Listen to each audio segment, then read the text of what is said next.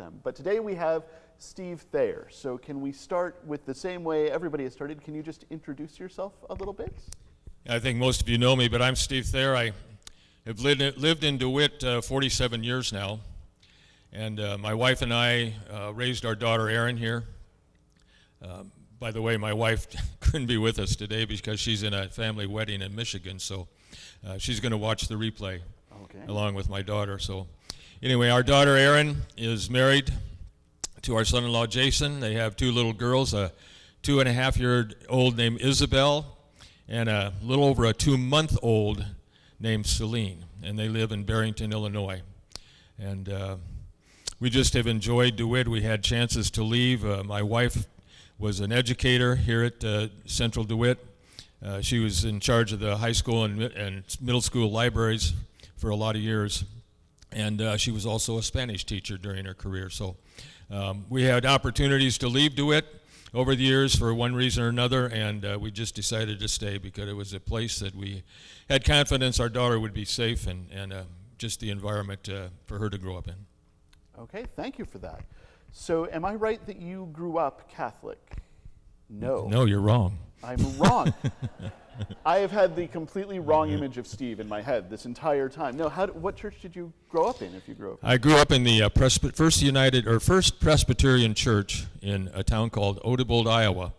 And for those of you who have never heard of Odebolt, there's a famous football player that played for the University of Iowa and now the Philadelphia Eagles. His name is Cooper DeJean.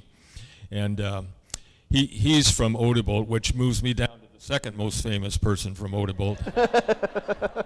But that's where I grew up, and we went to church there every Sunday. My dad was very faithful to that. My grandmother was probably the church lady there. Nothing went on in that church without her approval or knowing about it. And every Sunday I had the Sunday school, the perfect attendance pins for Sunday school, and that's what we did. Yeah, did you enjoy going to church? Did you like doing it? Yeah, my dad sang in the choir, so I was fun watching him.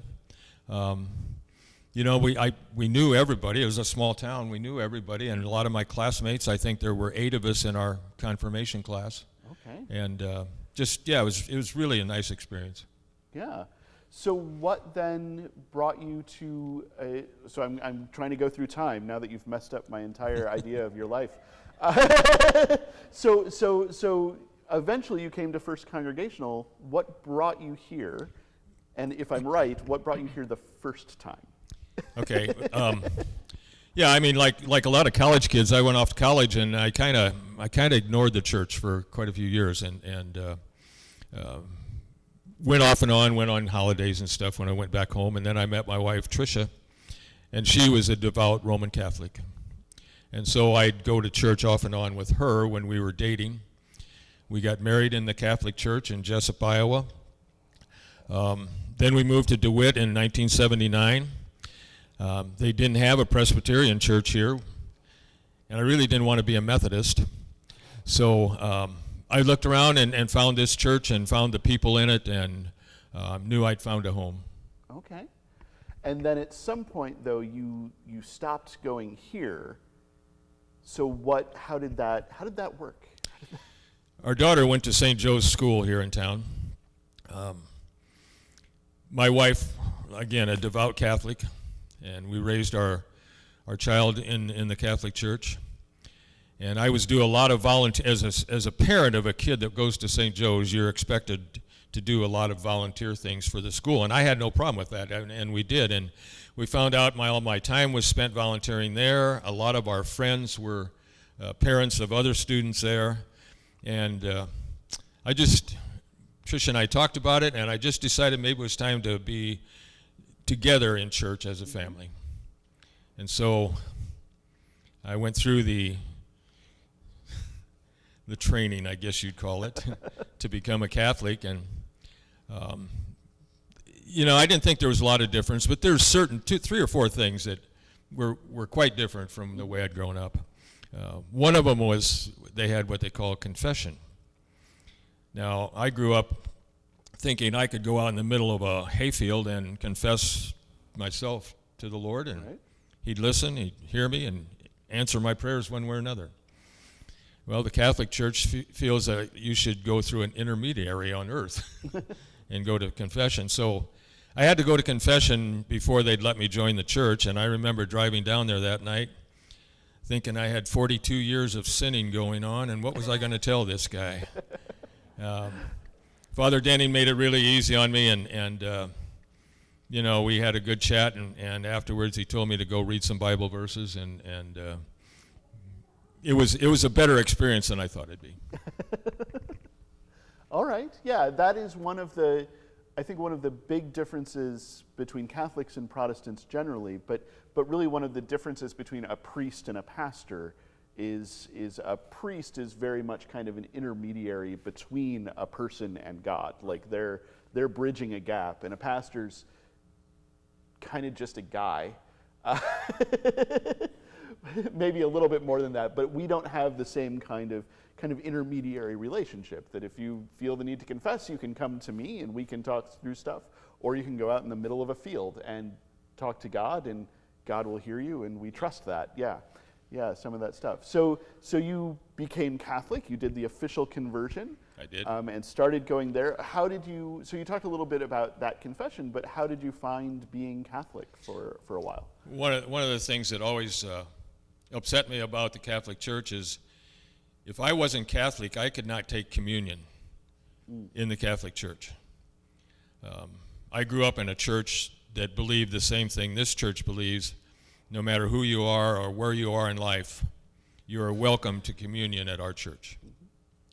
And that's the way I grew up, and I've had a few discussions over the years with some Catholics about my feelings, and they taught me their feelings about being Catholic and communion.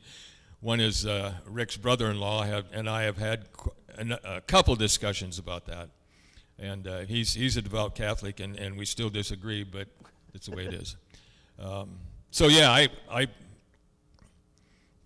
I dove into the church, volunteering the school, and they used to have fish fries on Friday nights during the land up at the old Knights of Columbus Hall, and I worked those, cooking fish, and I kept score at basketball games, and I lectured, and I served communion, and I did all the things that I enjoyed doing in the Catholic Church. Okay, yeah. And then at some point then you came back here. So what led to shifting kind of back to, I'm going to become a Congregationalist again? Yeah, well, I always missed this church. I always missed the people here, and not that I never saw them, but I wasn't part of the church family. And I mentioned I was 42 years old when I joined. I was 62 years old when I left the Catholic Church. And that was a time the church was going through some turmoil with the priests and the abuse of kids, and I don't know. I just felt that I wasn't shocked that was going on. What shocked me is that they tried to cover it up, and that was kind of the last straw for me with the Catholic Church. I couldn't abide by that. Yeah. And I know, I mean, my wife, my friends, I mean, they're so embarrassed by that whole issue with the church. But I call my wife a cradle Catholic. She'll never change, and God bless her. She believes. But I could change, and so at age 62, I came back here. Okay, and were welcomed back with open arms, I assume. Yeah. No doubt. What did you find that a lot had changed here when you came back? Like, I mean, that's 20 years away. Was it the same church that you remembered, or was it kind of a different thing? Yeah, it was pretty much the same church, a lot of the same people. When I first belonged, they had a young couples club that they invited my wife and I to be part of. I think Rick and Gayleen were part of that. And they met monthly, and we talked and had fun and shared our faith with each other. And I remember when my wife was pregnant with our daughter, those people in that club bought us a really nice wooden high chair as a gift, and we still have that high chair. So that was that was part of the makeup of this church that I really enjoyed, and a lot of those people were still here. And I found it very simple, very easy to come back. Okay, yeah. So one thing that I do know about you, and you've mentioned it a couple of times in the context of St. Joe's, but you volunteer a lot. You are, which is true of so many people in this congregation, that you work with a bunch of different organizations, and I see you across the street at CPAC for stuff, and all of that. How does that connect to your faith and because I think that those are rooted in each other in a way. You know, I think you're right. I've not thought about that a lot, but I think you're right. I just, my family and I have been blessed. The communities we've lived in, the churches we've belonged to, our friends, and it just, it humbles me to have things go that well for us. And so just the urge to give back to the community, to the church, to our friends. That's what drives me, and I'm slowly backing away from some of that. But there's still some things that I truly believe in and still stick with and plan to for as long as I can. Yeah. As long as I can be effective, okay, I'll put it that way. That's fair. Yeah. No, and that's good. It's nice to know those. It is important to be aware of your own limits, right? And to say like, okay, I'm not as useful as I used to be, and find ways to keep being useful and keep being productive and keep giving, but the ways that we can do that change over time. Right. Do you have like I don't want to ask you for a favorite thing that you do as a volunteer, but do you have some stuff that's like top 3, like I love doing this? I'm a member of our local hospital foundation board, and that's probably one of the last things I'll ever give up. I just enjoy. We have a CEO at the hospital right now. Ted Rogalski is his name. He is an outstanding leader, and he comes to our monthly meetings and informs us of what's going on in healthcare, in DeWitt, what's going on with the bigger picture of Genesis, the organization. And I just really am interested in that field.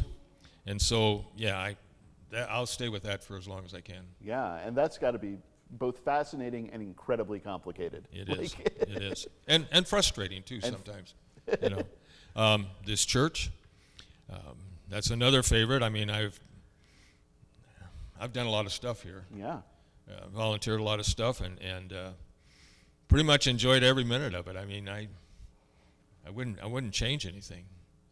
Excellent. So again, there's going to be a limit to when I stop being effective, but I love it.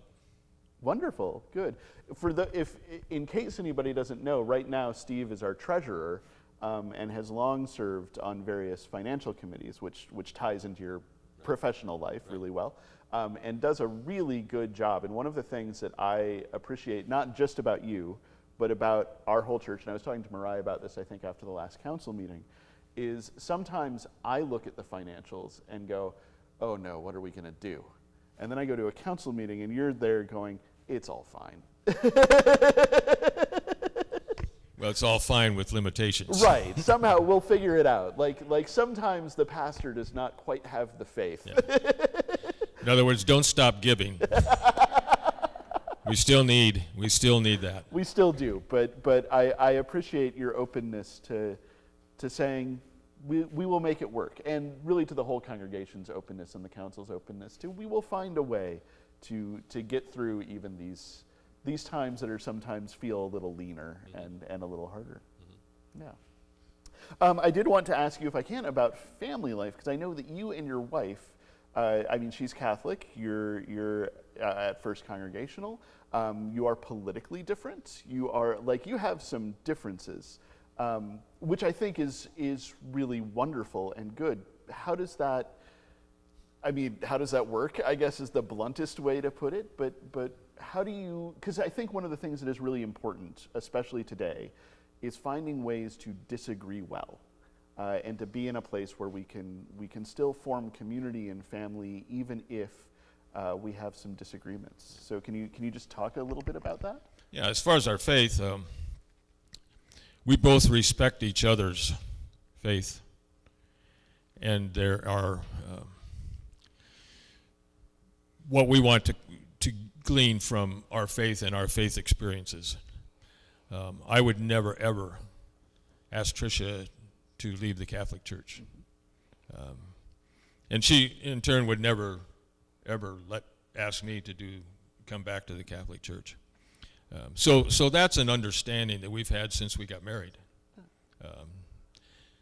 Now, politically, I mentioned Tricia was at a family wedding in Michigan this weekend. All her family, her sisters, her brothers, cousins, whatever. I and one of her brothers are probably the token Republicans for that family. The rest of them are all Democrat, and they're not far left Democrats. They're just, they believe in the some Democratic planks, and I don't. Yeah. And so that's never been a problem. We're both kind of toward the middle. Mm-hmm. She's not far left, she's toward the middle. I'm not far right, I'm toward the middle. So we have a lot of common things that we agree on. So that's probably why it works that way. But there are disagreements once in a while. Which are handled lovingly and caringly. Yeah. For the most part, yes. Well, I will. So you talked a little bit about why you chose this reading today, because you love nature and because it's one of the first things that you memorized, which I think is wonderful. You also chose two of the hymns, an Amazing Grace, which is a well-loved hymn. I think everybody enjoys that one and loves that, and that's often a first kind of memory of a hymn is Amazing Grace. But you also chose Lo, How a Rose Ere Blooming, which we'll sing closer to the end of the service. Can you talk a little bit about what made you choose that one? Well, back to Amazing Grace, I don't know if any of you remember Carolyn Eggleston. A group of us sang that song at her funeral. And she requested it through her husband to have that sung at her funeral, and I was thrilled about that because I love the harmony in that song. I love the message. Then Lo, How a Rose Ere Blooming, just the message. Mm-hmm. I take a lot of songs, and I really don't equate them to me, my feelings, but those are a couple of them that I have. Mm-hmm. And what the words mean to me is special, and that's why I chose both of them. Okay. Yeah, it is nice to have those, and I think we all have those hymns of just they're the ones that speak to us somehow. Yeah. So last question: if this church could be or do one thing, if you money was no object, volunteers, time, we could just do it, what would that thing be for you? I think the big picture thing that I would like to see this church is to get back the level of vibrancy that this congregation had. Not that we don't have that, but I mentioned the Young Couples Club. Mm-hmm. Gosh, fill this church with children on Sundays. That's the things I'm talking about as far as vibrancy goes. Yeah. And it's one of the things I loved about the church when I first came here. And, for whatever reason, I know COVID was a big thing and it hurt a lot of church communities. But to get back the vibrancy which this church had, 30, 40 years ago, I'm not a person that likes to go backwards, but to regain that, I think would be a move forward now. So that's what I'd like to see. Well, that actually gives me a nice little segue, because our next series is going to be called A Future Ready Church, and it's based a little bit in a book called Becoming a Future Ready Church. Okay. And one of the things that book talks about is, life has changed a lot in 30 years. life has changed a lot in like 5 years, but it has changed a lot in 30 years. And a lot of us remember, what churches were like 30 years ago. And while we can't just go back, we want to catch that feeling. And so how do we move forward in a way that speaks to a new generation and new people who maybe don't so much remember 30 years ago, but kind of recapture those feelings and those flavors of living in a way that works today. So we get to have a whole conversation over the course of several weeks. And I will include a link to where you can buy the book in the e-news, so that if you want to really follow along, you can do that. Well, thank you so much. I really appreciate your taking the time and coming up here and talking a little bit about your faith journey and your back and forth and the things that you love so much. I enjoy doing it. Wonderful. Yeah. Well, thank you very much. Okay.